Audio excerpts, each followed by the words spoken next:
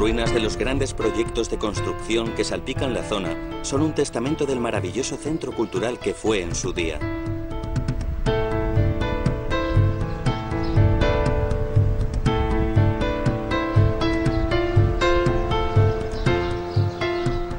Como centro de comercio del mar Egeo, Mileto disfrutó de riqueza y prosperidad.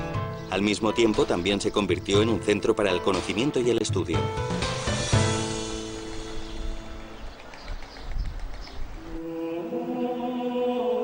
Tales, un erudito, a menudo considerado el padre de la filosofía, nació en Mileto. Era un rico mercader que estudió matemáticas y astrología en Egipto. Cuando en el año 585 a.C. predijo un eclipse solar, la gente se quedó atónita.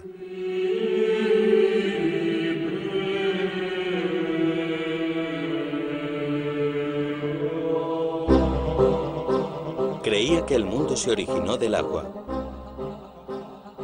Entre sus logros, el ser considerado el primer matemático griego.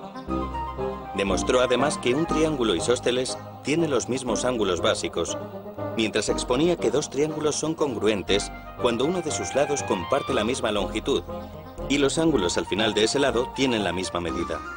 Su conocimiento matemático no estaba solo en su cabeza. Tales sabía que si uno utiliza las propiedades de los triángulos, es posible medir altura y longitud de manera sencilla en el mundo real. Y dedicó especial atención al ángulo recto.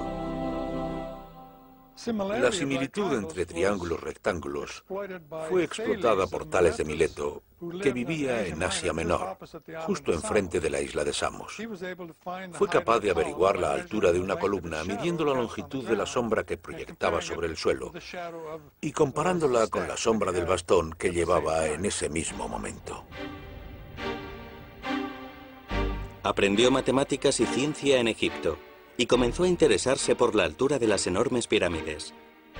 ¿Cómo podría medir la altura de estas pirámides?, se preguntaba. Los egipcios de aquella época habían construido las pirámides, pero no sabían que se podía medir su altura utilizando un triángulo en vez de directamente medirlas físicamente.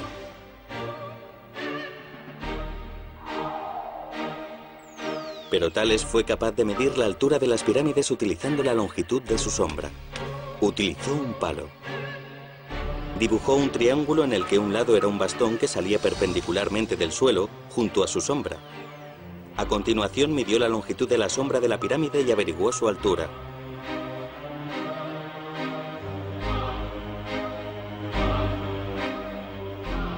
De esta forma utilizó los principios de los triángulos rectángulos para una aplicación práctica. Muchos en aquella época comenzaron a sentir auténtico interés por los triángulos.